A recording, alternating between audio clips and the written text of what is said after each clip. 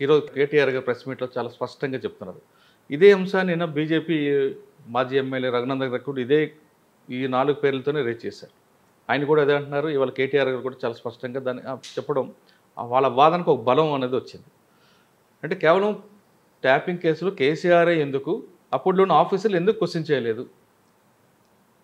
శివధర్ రెడ్డి గారు అవ్వచ్చు, మహేందర్ రెడ్డి గారు అవ్వచ్చు, రవిగుప్తా గారు అవ్వచ్చు, సజ్జనార్ గారు, వాళ్ళ మీద ఎందుకు బాధ్యతలు లేవు?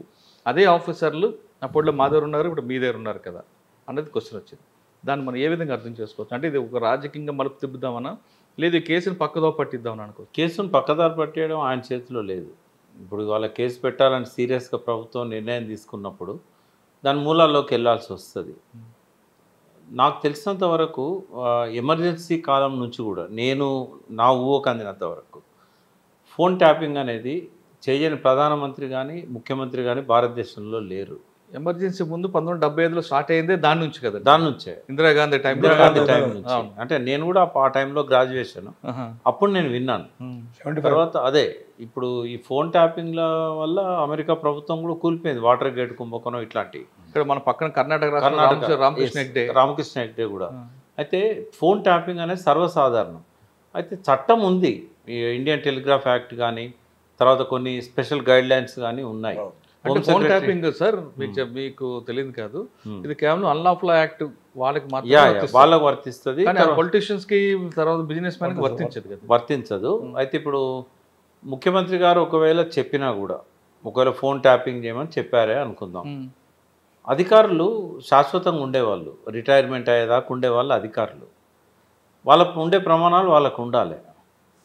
కేవలము 5 ఏళ్ళకు ఒకసారి మారే ముఖ్యమంత్రులో మంత్రులో ఫోన్ ట్యాపింగ్ చేయమంటే చేయకూడదు. చేస్తే దానికి ఆ మంత్రి బాధ్యుడు కాదు. మంత్రి ఎక్కడ రిటర్న్గా ఆదేశాలు ఇయ్యాడు, రేవంత్ రెడ్డి ఫోన్ ట్యాప్ చేయి, ఉత్తమ్ కుమార్ రెడ్డి చేయమని ఎప్పుడు చెప్పాడు. ఓరల్ ఇన్స్ట్రక్షన్స్ ఉంటాయి, వాడికి ఆధారాలు ఉండవు. కాబట్టి ఇక్కడ బలయ్యేది ఎవరు అంటే అధికారులే బలవుతారు. ఏ ప్రభుత్వంలోనైనా అధికారులే బలవుతారు.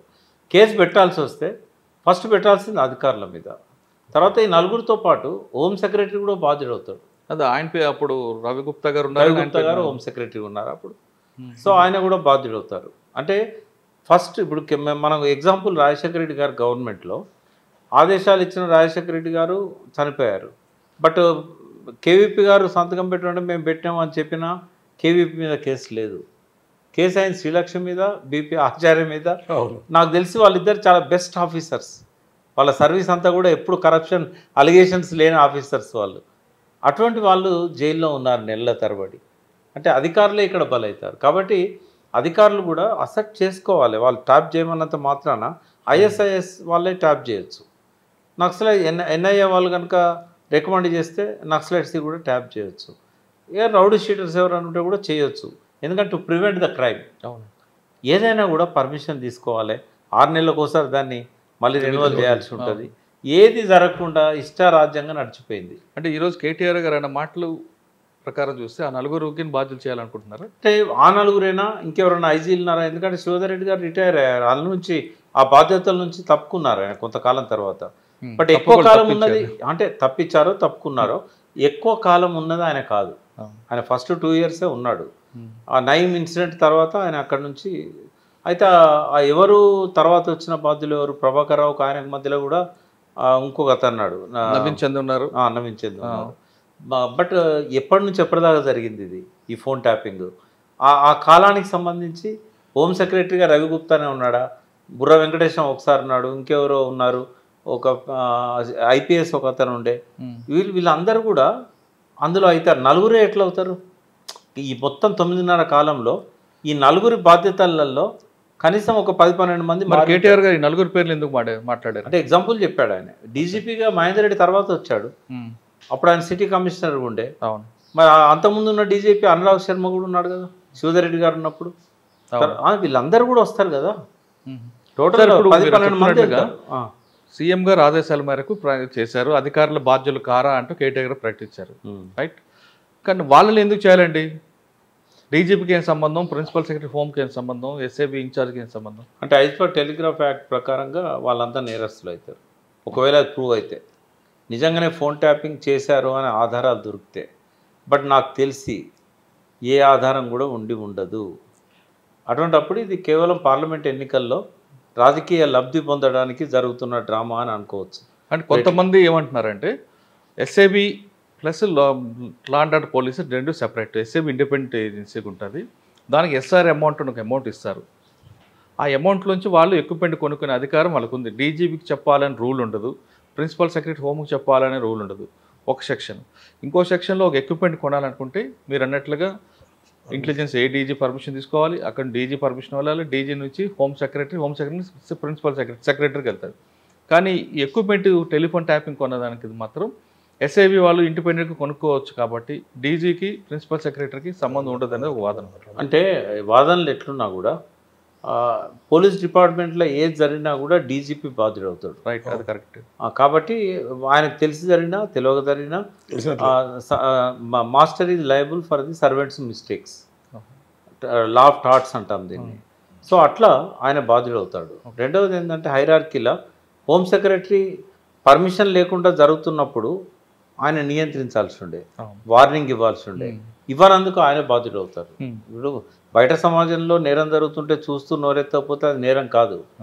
కానీ ఒక డిపార్ట్మెంట్లో కింది అధికారులు నేరం చేస్తున్నప్పుడు తెలిసి మౌనంగా ఉండడం అనేది నేరం. కాబట్టి ఖచ్చితంగా వాళ్ళంతా బాధ్యులే అవుతారు.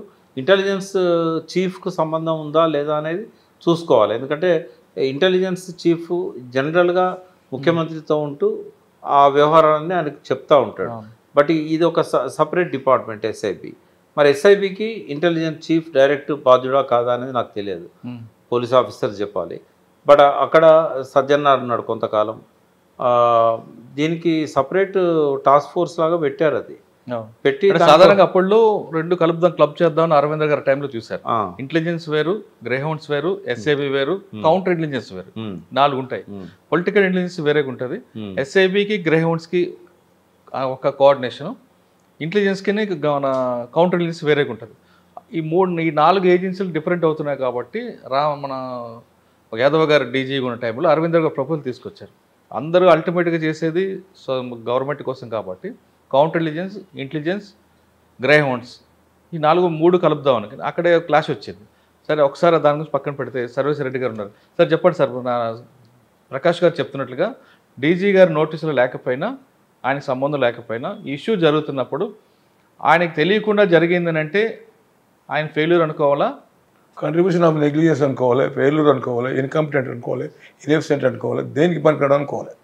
ఎందుకు చెప్తున్నంటే టైం టు టైం ఎస్ఐబి చేసే ప్రతి పని కూడా డీజీ నోటీసులు పెట్టి చేస్తారు. ఆయన నోటీసులు లేకుండా ఏదీ కాదు, over it maybe any DG ఉండొచ్చు, ప్రతిదీ వాళ్ళకి పెడతారు. తర్వాత ఇన్స్టిట్యూటింగ్ అథారిటీ వాళ్ళు ఏమైనా కొనుక్కోవాలి, పర్చేసింగ్ కూడా ఏ మిషన్స్ ప్రతిదీ కూడా పర్మిషన్ తీసుకోవాలి. ఇల్లీగల్ పోయి డబ్బులు ఉన్నామని పోయి ఎస్ఆర్ అమౌంట్లకు పోయి అడబెట్టేసి తీసుకొచ్చేది కాదు. అది ఇది వెరీ సీక్రెట్ ఆర్గనైజేషన్. అది ఇప్పుడు ఎక్స్ట్రీమిస్ట్ ఆపరేషన్స్లో కానీ, తర్వాత దాంట్లో టెర్రరిస్ట్ ఆపరేషన్లో కానీ ట్యాపింగ్ కావాలంటే మాత్రం పర్మిషన్ తీసుకోవాలి. త్రో ప్రాపర్ ఐరానికి ఉంటుంది కానీ త్రో ప్రాపర్ ఛానల్లో పోతుంది.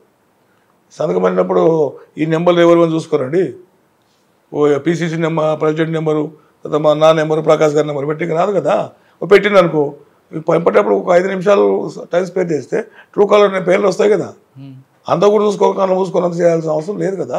అంటే ఒక నెంబర్ పెట్టినప్పుడు కింద రాస్తారు కదా, ఈ వ్యక్తి ఎవరు, ఈ నెంబర్ ఏంటి, అసలు క్రైమ్ నెంబర్ ఏంటి, ఏ పర్పస్ మీద ఈ నెంబర్ ట్రాప్ చేస్తున్నాం అది.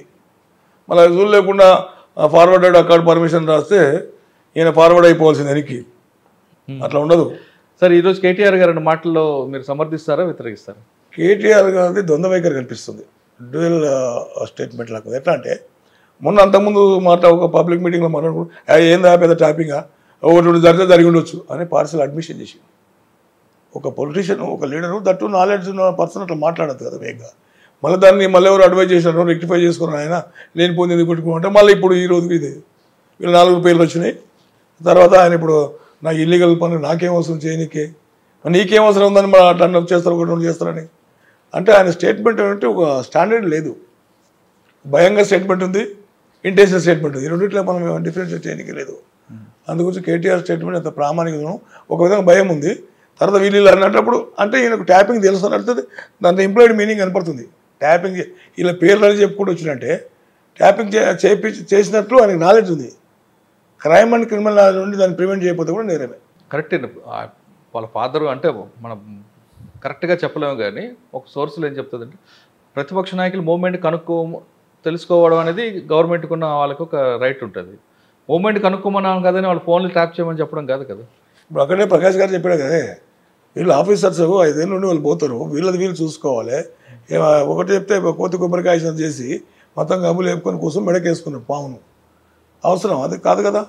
నువ్వు చేసే పని నువ్వు చేయి. ఇప్పుడు దీనివల్ల ఒక పెద్ద మెసేజ్ డిపార్ట్మెంట్ పోతుంది. ఏంటి అంటే ఏ తప్పు చేయకూడదు, మనం ఎవరు మాట నిష్పక్షపాతంగా ఉండాలనే కాన్సెప్ట్ కింద వస్తుంది. మరి ఎంతవరకు ఉంటారో మా వాళ్ళు ఏం చేస్తారు అనేది వాళ్ళే డిసైడ్ చేసుకోవాలి. ఎందుకంటే ఇప్పుడు ఈ సిచ్యువేషన్స్ సీరియస్ అఫెన్స్ అది. ఎక్కడంటే 120A ఉంది, ఆ తర్వాత టెలిగ్రాఫ్ యాక్ట్ ఉంది, సెకండ్ పార్టీ వస్తుంది. ఇట్లా 14-15 ఏళ్ళు లైఫ్ పడే ఛాన్సెస్ కూడా ఉంది కాన్స్పిరసీ కింద. మల్టీ స్టేట్లో కూడా రికార్డింగ్స్ అనేవి ఉంటాయి. కర్ణాటక ఎలక్షన్స్, ఆంధ్రప్రదేశ్ ఎలక్షన్స్, ఈ ఎలక్షన్స్, ఈ 3 ఉన్నప్పుడు సోకాల్ నేమ్డ్ ఉన్న ఒక బాస్ ఆయన్నే అప్పుడు ఇక్కడ జరిపించింది. మళ్ళీ రేవంత్ రెడ్డి గారిది కూడా జరిగింది కదా. మళ్ళీ అవి కూడా ఏంటి ఎవరు ట్రాప్ చేసి తెలుస్తుంది కదా. ఆయన 2004 నుంచి కూడా జరుగుతున్న ఎంక్వైరీ చేయబడుతున్నారు చేయాలి. ఆయన చెప్పడం కాదు, ఇప్పుడు వీళ్ళు చేయించాలి కదా. రేవంత్ రెడ్డి గారి కూడా జరిగింది కదా. 2014లో ఆయనే కదా మొదటి విక్టిమ్. మొదటి వ్యక్తిము అప్పటి నుంచే వచ్చింది ఇది టెలిఫోన్ ట్యాపింగ్ అని. అంతకుముందు నడుస్తుందో చేస్తుందో బయటపడేప్పుడు దొరికిన దొంగలు లేకుండా దొరలు, దొరికిన కనుక దొంగలు లేకుండా దొరలాగా తిరుగుతున్నారు. అందుగురించి అప్పుడు చెప్పిన రేవంత్ రెడ్డి గారు దాంట్లో కరెంట్ తీస్తే అప్పుడు ఎవరున్నారు, ఎవరెవరు ఏ పొజిషన్ ఉన్నారు, ఏం చేసినారు అంటే వాళ్ళని కూడా అందరినీ అరెస్ట్ చేసి రిమాండ్ చేయాలి. ఇది వీటికే వదిలిపెడితే కాదు.